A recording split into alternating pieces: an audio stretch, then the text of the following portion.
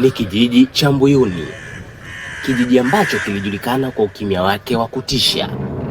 Usiku ulipofika, hata mbwa walikaa kimya, kana kwamba walijua kuna mambo ambayo hayapaswi kusikika kwa sauti. Ndani ya kijiji hicho aliishi kijana mmoja anayejulikana kwa jina la Shaban, kijana aliyekuwa akijaribu kupambana na maisha kwa mikono mitupu.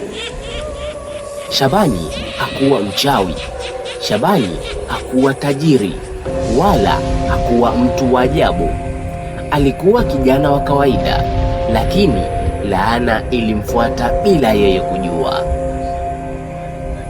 Kila mwanamke aliyempenda kwa dhati aliishi kuumia vibaya, na yote yalianza na binti aliyekuwa naye kwenye mahusiano akijulikana kwa jina la Halima.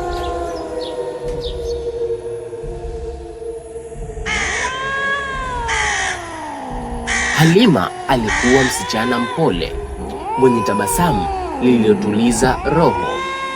Alipompenda Shabani, alimpenda kwa moyo wake wote. Walitembea pamoja jioni, walicheka, waliota maisha ya baadaye.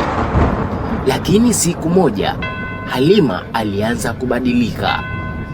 Alikuwa akilalamika kuwa anaota ndoto za ajabu, ndoto za mwanamke mrefu mwenye macho mekundu aliyekuwa amesimama pembeni ya Shabani akimwangalia Halima kwa chuki, huku akisema, kila nikikushika mkono nahisi baridi. Halima alimwambia Shabani kwa sauti ya hofu, kama kuna mtu mwingine ananigusa kupitia wewe. Shabani alicheka, akadhani ni ndoto za kawaida. Siku chache baadaye, Halima alipatikana amechanganyikiwa, akiongea peke yake.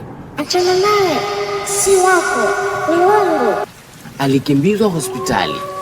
Tangu siku ile, Halima hakuwahi kumtaja tena Shabani kwa jina, na alipomuona alikuwa analia na damu nyingi zikitoka puani.